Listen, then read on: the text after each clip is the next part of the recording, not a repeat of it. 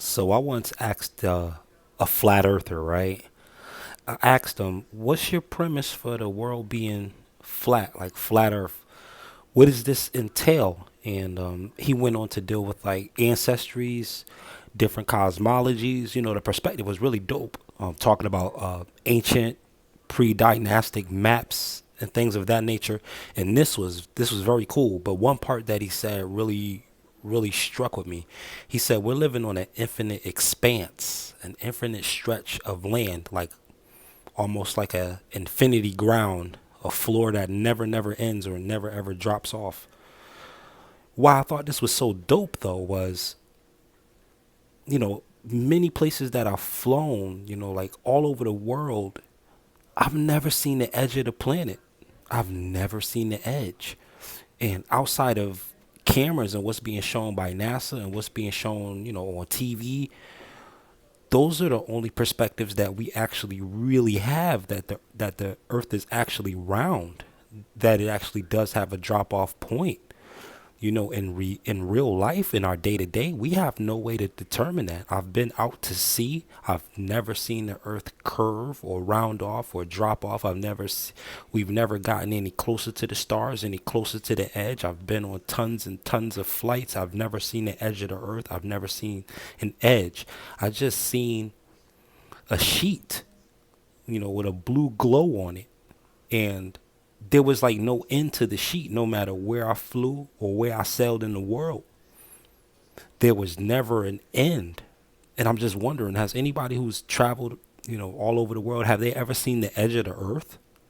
Because if so, if they never seen the edge of the earth, then can it really be round? I mean, how can we go west and still get to Tokyo? You know what I mean? Like if we're in Kansas and we need to go, if we're deciding to go west to come back to Tokyo, what is that wrap around feeling? I've never wrapped around the world before, so I don't know, like what's that like if the earth is like round? Do we feel different? Because I never really felt different, like whether I was in the northern hemisphere, southern hemisphere. Yeah, sure, the air, the beach, and different environments like that. But I never felt like a difference in gravitational pull. I can't say that I have. I can't say that my compasses have ever acted up in my travels. I can't say that. I can't say that.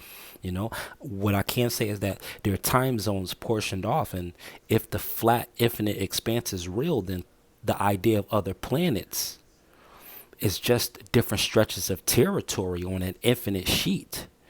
And if there's anything to travel across that does not represent land, it would have to be what, like black ocean or something like that, like whatever outer space water would be like. But even if that's not the case, if it's just an infinite sheet and we're just out on space, then yeah, different planets are just different territories, like driving to a different state or sailing to, you know what I mean, like a different state. You're crossing like a town line or whatever the case. Like I'm crossing over into Venus, you know what I mean? If I start going either east or west of Earth, west Earth, I keep going, keep going, keep going.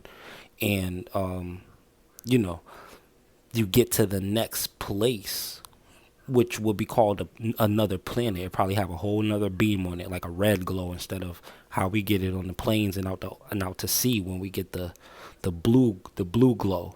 You know what I mean? Maybe they have a red one or a yellow one or a purple one. You know what I mean? Based on the pictures of NASA, those other planets do have other hues on their atmosphere. So I'm just wondering if, like, are we really on the Rainbow Bridge? Have we really been on the Rainbow Bridge all this time and we've just been only walking around on a green patch of it? It's just something to think about, though. You know what I mean? And I'm not saying anybody's right or wrong, but I like that concept. That concept is pretty dope. You know what I mean? And I know a lot of people getting into flack about flat Earth. So I'm not here saying whether it's true or false.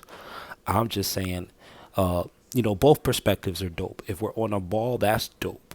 You know what I mean? Like we're balancing and gravity and, the forces are working so intelligently that even if we end up at the bottom at the South Pole, we're not tipping upside down. That's pretty dope. That's like being on a unicycle or something like that. We're walking on a unicycle subconsciously with perfect balance, not falling over unless we're staggering drunk or something like that. You know what I mean? That's interesting.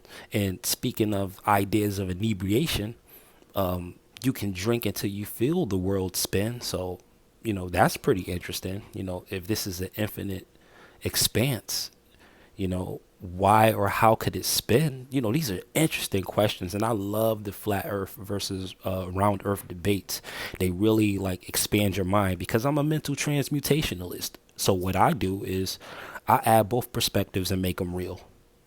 I'll say, hey, is the earth flat or round? I say, hey, look, it could be flat and round. We could be just on an invisible dome and everything under us is just, what I mean, curved, what I mean? Like, what do they call it? Enclaves versus exclaves or enclaves versus exclaves, like that.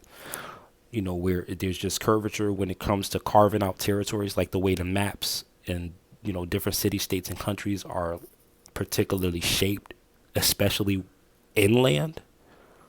Food for thought.